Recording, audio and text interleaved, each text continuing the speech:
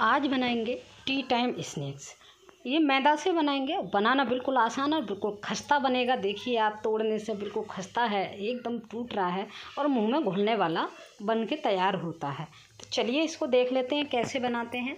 तो सबसे पहले हम ले लेंगे 2 कटोरी मैदा, और मैदा में बहुत सारी चीज़ें नहीं डालेंगे, ओनली हम सबसे पहले डाल देंगे नमक। नमक का डालते टाइम ना थोड़ा सा ध्यान रखिएगा, क्योंकि मैदा में जब ये मठरी या खस्ता बनाते हैं तो ये थोड़ा सा कम डालना चाहिए नमक, क्योंकि ये जब हम तलते हैं तो तल के ये थोड़ा सा मतलब ज़्यादा हो जाता है।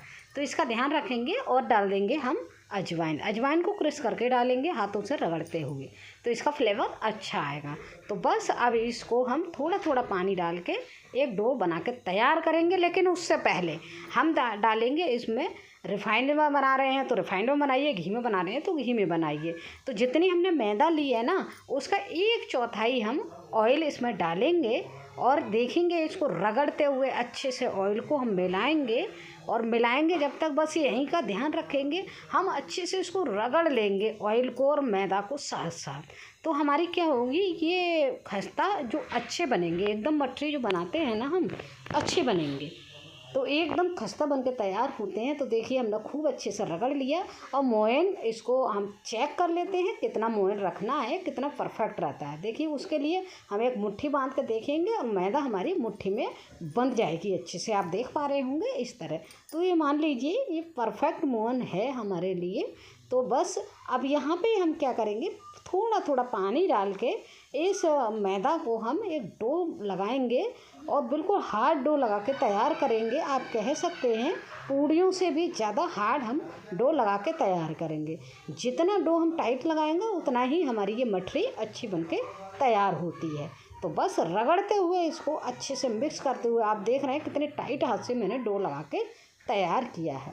तो ये देखिए डो हमारा तैयार हो गया है। अब इसको लगभग हम 10 मिनट के लिए रेस्ट को छोड़ देंगे। तो देखिए 10 मिनट इसको रेस्ट होते हुए हो गए हैं। तो आटे को हम और अच्छे से रगड़ लेते हैं इस मैदा के लिए और इसकी लोइयाँ तोड़ कर तैयार कर देंगे।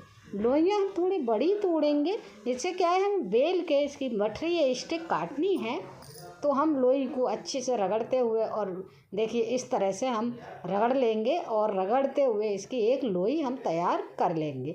अगर लग रहा है आपको फैली फैली है तो इस तरह से हम बार बार इसको मोड़ मोड़ के इस तरह से हम कर लेंगे। तो खस्ता हमारे बहुत अच्छे बन के एकदम रेडी हो जाएंगे। तो चलिए अब हम इसको बेल लेते हैं। बेलेंगे हम थोड़ा सा रोटी से मोटा। तो देखिए चलिए बेल लेते हैं पूरी तरह से। अभी देखेंगे कितने हमें मोटी रखनी है। तो देखिए जब तक ये रोटी बिल रही है, बिल्कुल पूड़ी हमारी बनकर तैयार हो रही है, तब तक हम इसको, अब देखिए हमारी ये पूड़ी बिलकर तैयार हो गई है। मोटाई आप देख पा रहे होंगे कितनी है। मैं काटने के बाद भी आपको दिखाऊंगी कितनी मोटाई आपको रखनी है।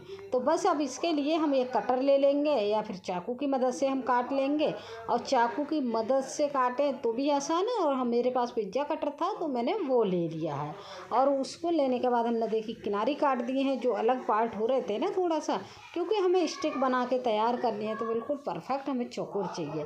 अब बस आधा इंच के करीब हम इसको आराम से काटते हुए चलेंगे। आप देख रहे हैं जितनी बारीक काटेंगे उतनी ही स्टिक की अच्छी लगती हैं और देखने में भी अच्छी लगती हैं, खस्ता भी बनती हैं और प्लस सिक भी जल्दी जाती हैं। तो देखिए हमने इनको लंबाई में काट लिया। अब बस एक बीच में और कट लगा देंगे। तो इसी तरह से हम स्टिक को लगा के तैयार कर लेंगे। वाह देखिए आप मोटाई भी देखिए, बहुत ज़्यादा मोटी नहीं है, रोटी से थोड़ी ही मोटी है। तो ये हमारी परफेक्ट बनके तैयार होती है। तो देखिए इसी तरह से हम सभी को काट के एक प्लेट में रख लेंगे। और प्लेट में रखने के बाद हम चलेंगे कढ़ाई की तरफ। तो देखिए हमारी ये मठरी बनकर तैयार हो गई है। तो इसी तरह से हम बाकी सारियों को तैयार कर लेंगे।